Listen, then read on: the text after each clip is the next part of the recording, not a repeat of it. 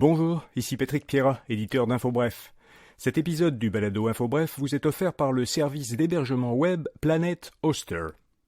Voici l'essentiel des nouvelles en ce lundi 11 décembre.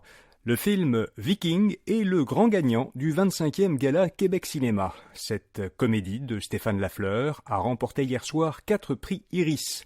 Meilleur film, meilleur scénario, meilleure réalisation et meilleur premier rôle masculin pour Steve Laplante. Viking avait déjà gagné jeudi 7 prix Iris lors du Gala Artisan Québec Cinéma. L'actrice Kelly Depeau a remporté hier soir le prix du premier rôle féminin pour son rôle dans Noémie dit oui.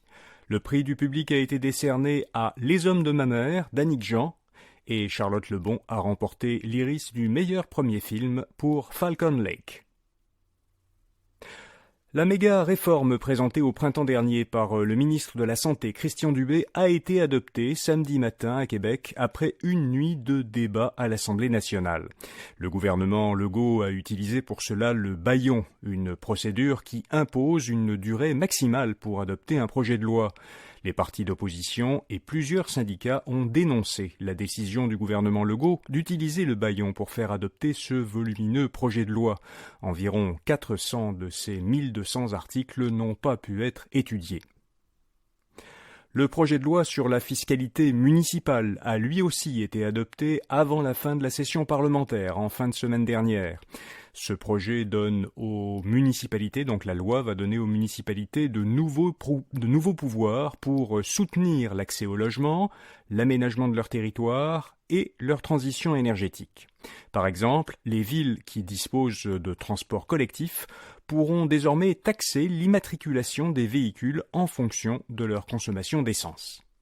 Le gouvernement s'engage à verser aux villes un montant annuel équivalent à la croissance des revenus qui serait générée par 1 point de pourcentage de la TVQ. Pendant qu'à Québec, le gouvernement utilisait le bâillon pour écourter les débats, à Ottawa, les conservateurs ont forcé les députés à voter pendant plus de 30 heures. Pour protester contre la tarification fédérale sur le carbone, le Parti conservateur a déposé des amendements à chacun des articles d'une loi sur les dépenses budgétaires du gouvernement fédéral. Les députés ont donc voté de jeudi après-midi à vendredi soir, sans interruption. Et parmi ces députés, il y avait le Premier ministre Justin Trudeau et Karina Gould, la leader du gouvernement, qui est enceinte de 8 mois et demi. Malgré l'obstruction des conservateurs, tous les financements prévus dans le budget des libéraux ont été adoptés. En revanche, l'étude d'autres projets de loi a dû être reportée.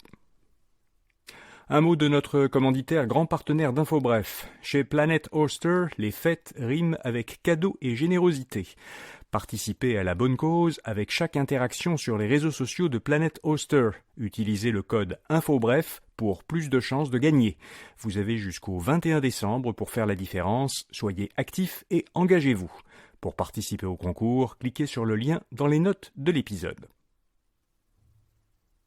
Les actifs de la société Medicago, une ex-filiale biopharmaceutique de Mitsubishi qui avait dû cesser ses activités, ont été achetés par Aramis Biotechnologies, une nouvelle société de Québec mise sur pied par d'ex-employés de Medicago.